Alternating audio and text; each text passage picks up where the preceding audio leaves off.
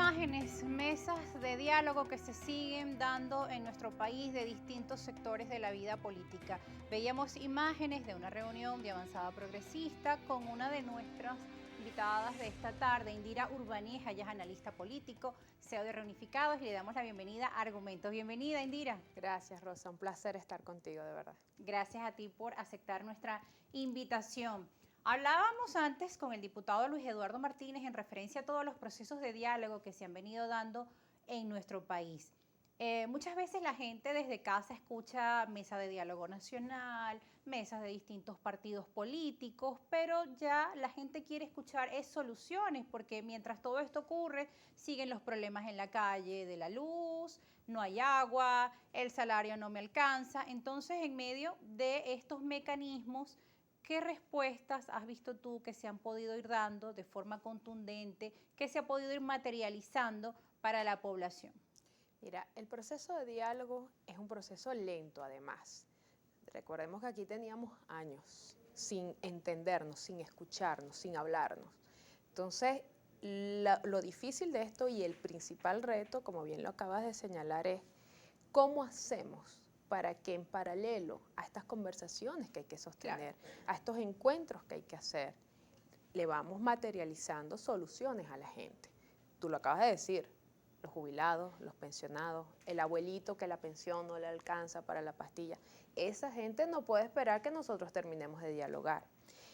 Claro, se están dando diferentes procesos de diálogo. Sí. Una cosa es el diálogo social, el diálogo político, por ejemplo, la actividad que estuve esta mañana con el Partido Avanzada Progresista, y lo hemos estado haciendo con otras organizaciones de la sociedad civil, partidos, todos buscando, tratando de ver cómo enfilamos una visión compartida a la solución de la crisis y de los problemas estructurales del país. Ahora bien, el diálogo político es el único que puede dar solución real a esos problemas, porque son o es los actores políticos, digamos, del gobierno principales, acordando o llegando a ciertos acuerdos con un sector importante de la oposición que pueden materializar convenios como, por ejemplo, al país vuelvan recursos que están congelados fuera, Claro, después de la autojuramentación de Juan Guaidó como presidente, para que se descongelen bienes y activos que podrían bien servir para dar solución, por ejemplo, al problema eléctrico, o por ejemplo, cómo oposición y gobierno llegan a un acuerdo para que la CAF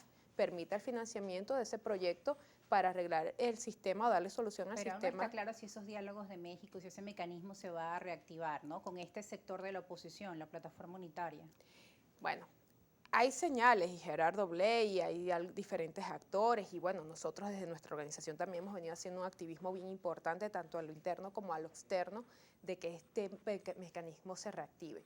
Sea en México o sea en Venezuela, este diálogo tiene que apurarse, porque tampoco podemos llegar al 2024, una elección presidencial, sin acuerdos previos, porque el problema del 2024, como ya se lo he dicho a todos los actores con los que estoy compartiendo, no es la elección, es la gobernabilidad.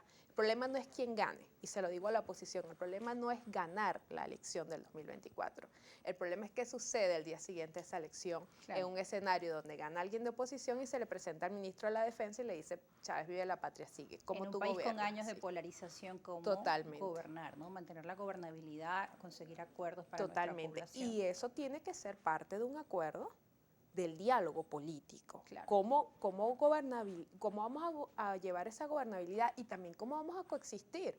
Vámonos al otro escenario. Y si en el La 2000 reconciliación nacional, Indira, es posible, pero es un proceso largo. Es un proceso largo y hay historia. O sea, tenemos el proceso de reconciliación de Sudáfrica, tenemos sí. procesos de reconciliación post-Franco en España, procesos post-Chile. Hay ejemplos de Son largos convivencias procesos, pero lo después. importante es iniciarlo. Hay que iniciarlos, pero la reconciliación empieza con un tema que todavía a los venezolanos nos da un poco de temor tocar, que es el tema de la justicia. Claro, que no haya impunidad, porque muchos dicen, ¿qué son estos diálogos? ¿Van a ser borrón y cuenta nueva de lado y lado? ¿Y cómo quedamos nosotros, la población vulnerada? La justicia es el bálsamo. La justicia es el remedio para el resentimiento, el odio, para la división y para la separación, para reparar ese tejido social que se ha roto aquí, de parte y parte. porque aquí se habla nada más, no, es que el chavismo comenzó con una dinámica, bueno, eso es debatible, pero lo cierto es que del otro lado también hubo una respuesta y al final del día hoy tenemos una Venezuela dividida, fracturada, donde las prácticas antidemocráticas no se ven nada más en el chavismo, las prácticas antidemocráticas han sido también adaptadas por sectores de la oposición.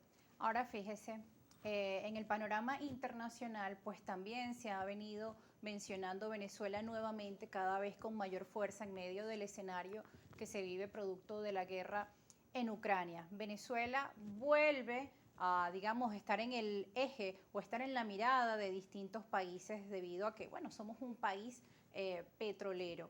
Ese encuentro que se generó con un equipo pues, de alto nivel de Estados Unidos en nuestro país obviamente generó muchas expectativas y todavía están allí las preguntas. ¿Será posible negociar Venezuela con Estados Unidos? ¿Será posible el alivio de las sanciones?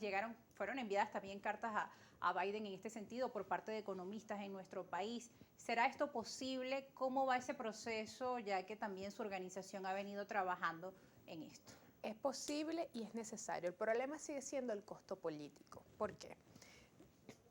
Y esto aplica para la dinámica interna del diálogo, de que las partes siguen midiendo el costo político, el reclamo, sí, pero para la parte de Estados Unidos, y esto es importante que la gente lo sepa, es un año electoral importante, es la definición, el middle time que define esa mayoría del Senado, y para los demócratas es muy importante la elección de noviembre. ¿Por qué te traigo referencia a este tema? Porque el tema Venezuela genera polarización en la política de Estados Unidos. Entonces, cualquier apertura que el presidente Biden quiera tener con Venezuela, que no significa con Maduro, sino con Venezuela, un alivio de sanciones que además fue una de sus principales promesas. Cuando llegó al gobierno, él prometió revisar las sanciones que trastocan los derechos económicos y humanos de las poblaciones. Pero ¿qué sucede? Los republicanos lo atacan porque dicen, mira, ahí está Biden negociando con el dictador, ahí está Biden negociando con Maduro. Entonces, un poco... Claro, las reacciones fueron inmediatas en rechazo por parte no solo de los sectores radicales. De sectores radicales en Estados Unidos, sino también en el continente. Presidentes Total. como el de El Salvador. Bueno, porque mantienen unas posturas radicales, siguen creyendo que estamos, no sé, en la Guerra Fría será, y eso es de alguna forma cuando me preguntan por qué no ha avanzado más rápido. Yo diría que el principal argumento como este programa es que hay un costo político muy grande para el sector demócrata, hay un costo político muy grande para la administración Biden, pero se sigue moviendo. Y ese costo puede ser mayor a, por ejemplo, el costo que están pagando los ciudadanos estadounidenses por el alto costo del combustible, o que la situación, la prolongación, que muchos analistas dicen que es evidente del conflicto en Ucrania, genere pues que los costos sigan siendo aún más elevados. No, no es mayor, en ningún momento es mayor, o sea, sería una solución muy importante, no nada más para resolver un tema energético, incluso para que Estados Unidos, a quienes también se les tiene que preguntar, bueno, después de 3 años, ¿qué has hecho con Venezuela? Porque quedaron muy mal con Afganistán. Entonces, ¿o cómo queda el interinato de Juan Guaidó que ellos apoyan? Por supuesto. Entonces, ¿qué sucede? El costo político interno es mayor a lo de si hace una apertura directa con Venezuela. El problema es que el tema de Venezuela hace más ruido. Hace más ruido y sobre todo cuando tienes un momento electoral y sobre todo ese electorado cubano, americano que se mueve en la Florida, que hace mucho ruido. Pero yo creo y te comento pues que entiendo que esos papers y esos borradores de esos acuerdos están elaborados por OFAC, que es la Oficina de Control de Activos que tiene que ver con las sanciones.